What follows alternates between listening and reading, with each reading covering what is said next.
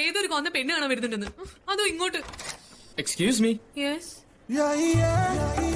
Sorry, തിരക്കിലാണോ? കൊന്നിരുന്നില്ല, ആടെ നല്ല glamour കേട്ടോ. ഹായ്.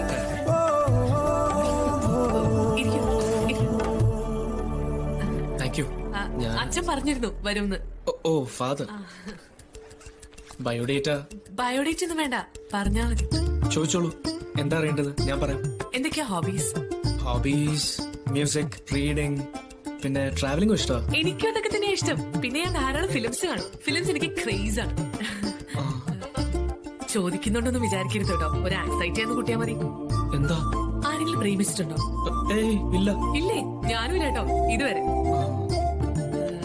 അച്ഛൻ പറഞ്ഞിട്ടുണ്ടോന്ന് അറിയില്ല, ഒരുപാടൊന്നും പ്രതീക്ഷിക്കരുത്. എന്ത്?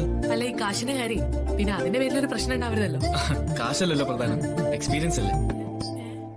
ഇവിടുന്നൊക്കെ ഒരു എക്സ്പീരിയൻസ് കിട്ടാന്ന് വെച്ചാ പിന്നെ ലോകത്ത് എവിടെ പോയാലും പിടിച്ചു നിൽക്കാൻ പറ്റും. അല്ല, ഇഷ്ടപ്പെട്ട വേറെ എവിടെയും പോയില്ല, ഇവിടെ തന്നെ നിന്നോളാം. ഹായ് കാവ്യ. അച്ഛൻ വിളിച്ചിരുന്നില്ലേ? കാത്തിരുന്ന് മടുത്തോണ്ടെന്നറിയാം, കുറച്ച് ബിസി ആയിപ്പോയി.